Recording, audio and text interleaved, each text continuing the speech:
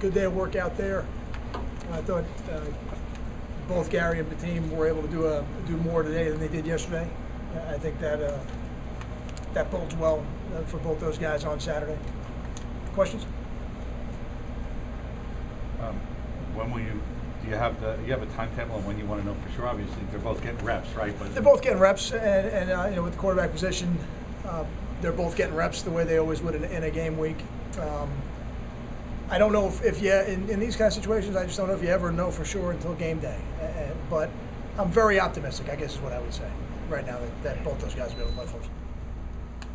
You said you wanted to take a look at or you would evaluate the place kicking situation. Have you come to any conclusion or decision yet? Or I think right now, we're going to have to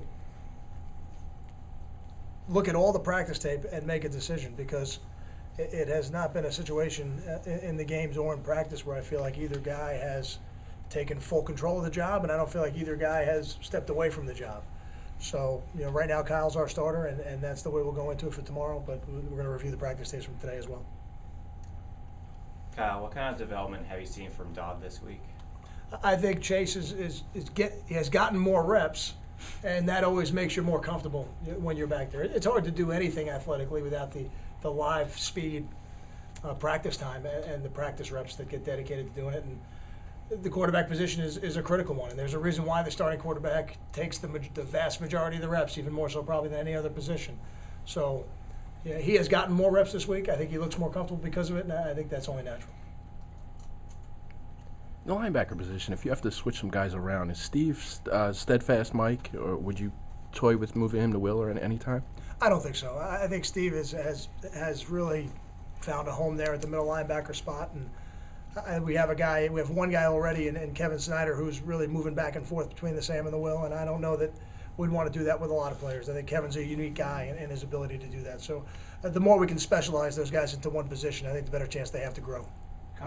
With Kevin, he spoke before the season about maybe he didn't study as hard as he needed to last year with film and everything. Have you seen a change in that and how it results? I think every player matures at a different rate, and I would not have said that about Kevin, observing him as his coach. I think he's being very self-critical when he says that, which is a good thing. Kevin's a competitor. Although I do think it is the natural course of action for a player as he matures and as he gets the opportunity to be a full-time starter to not want to give that position up, and that could be a little bit of what he's feeling. Have you played all the true freshmen this year that you think you'll play, or are you looking at other guys? I think it's early in the year.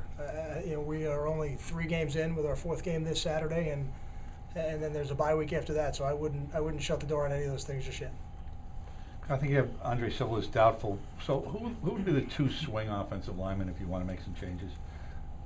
The next group of guys, if we're able to go in with our starting 5 the way it's been the first couple games here, you've got Antoine Lowry who can go in there and play in either side of the ball at guard, and Dallas Hendrickson obviously can go in there and play center for us, and then a guy like Brian Leone can go in there and play really tackle, guard, or center. All those guys that have done all that stuff for us.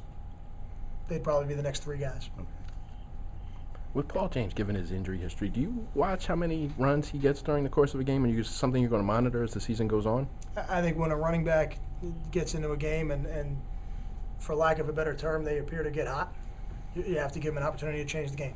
And Paul did such a great job in the offseason, I don't have any of those concerns. Coach, how important is it to have a guy like Marcus Thompson, his motor, on the defensive line? I think you need more than one, and I think we have more than one. I think we've got Marcus Thompson, we've got Jamil Morrell, who's now back playing with us again, and a guy like David Maluski, and even the younger guys like Darius Hamilton. It becomes infectious, and I do believe that starts up front on defense. When you have a defensive line that can run sideline to sideline and will play from snap through the echo of the whistle, you've got a chance to really play defense at a high level, and it spreads to the linebackers, it spreads to the defensive backs, but it starts up front. There's no doubt about that. Have you seen the improvement in the tackling that you wanted to see? And you had mentioned that maybe some of the younger guys were guilty of it, but is there a specific unit that's more culpable than any other? Or? I think younger or less experienced seems to be the majority of those things. Not that it's exclusive to any of them. But I think that the positions for us that have been challenged are on the perimeter. It's that corner position, and And they have been challenged in the first couple games. Have I seen the improvement in practice? I have. But we need to see the improvement on game day. That's ultimately where they're going to be judged. Got time for 2 more? Thanks, guys. Thank